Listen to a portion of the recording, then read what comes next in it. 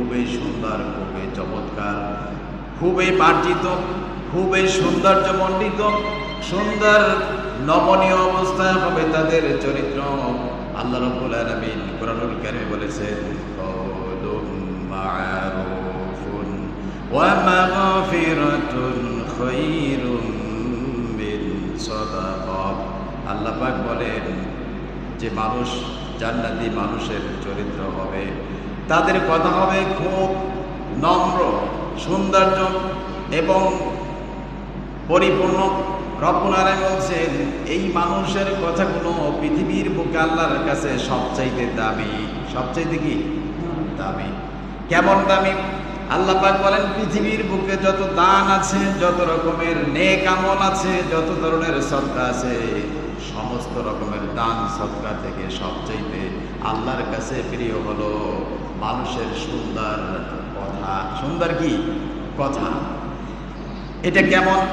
আল্লাহ পাক বলেন খায়রুম মিন সাদাকাহ, দান সদকার চাইতে শ্রেষ্ঠ।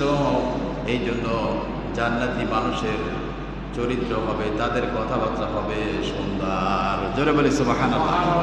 জান্নাতি মানুষের কথা কি হবে? সুন্দর হবে। তাদের কথাগুলো মানুষ শুনলে অন্তরাত্মা শান্তি লাভ করবে। আবার অনেক মানুষের কথা শুনলে অন্তরে আঘাত খায়। কথা বলেন ঠিক কিনা? আছে না নাই? এই জন্য মানুষের মুখের কথা পারমাণবিক অস্ত্রের চাইতে তীক্ষ্ণ, ধারালো। আপনি যদি কোনো মানুষকে আঘাত করেন কিংবা তাকে দা দিয়া কেটে ফেলেন, ঔষধ খেলে ভালো হয়ে যায়, সেলাই করলে ভালো হয়ে যায়, কিন্তু মানুষের কলিজায় অন্তরে যে আঘাত লাগে সেটা কখনো ভালো হয় নাই।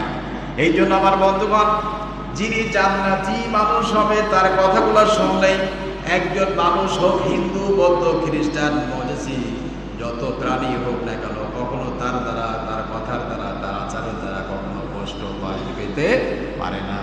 বিশ্বনবী মুহাম্মদুর রাসূলুল্লাহর আদর্শ ছিল, রাসূল সাল্লাল্লাহু আলাইহি সাল্লাম গোটা জীবনে কাউকে কষ্ট দেন নাই, কাউকে গালি দেন নাই। রাসূলকে গালি দিয়েছেন, রাসূলকে কষ্ট দিয়েছেন, রাসূলকে দেশ থেকে বের করে দিয়েছেন। আল্লাহর হাবিব সাল্লাল্লাহু আলাইহি সাল্লাম তাদের সাথে সুন্দর আচরণ করেছেন। জোরে বলি সুবহানাল্লাহ। তামাম পৃথিবীর বুকে এমন একজন মানুষের চরিত্রের সার্টিফিকেট দিয়েছেন আল্লাহ।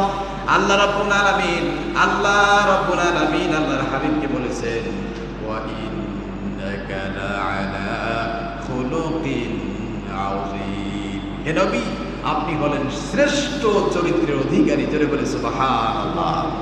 এই জন্য দুনিয়ার জমিনে জান্নাতি মানুষের চরিত্রের যে এক নাম্বার চরিত্র হলো তাদের কথাবার্তা সুন্দর হবে। তাদের কথাবার্তা সুন্দর হবে, তাদের কথাবার্তা শুনে অপর মানুষগুলো অন্তরাত্মা শান্তি লাভ করবে, তার জন্য দিল থেকে দোয়া আসবে। জোরে বলে সুবহানাল্লাহ। আল্লাহ আমাদের সকলকে মৃত্যু পর্যন্ত এভাবে চলার তৌফিক দান করুন। জোরে বলি আমিন।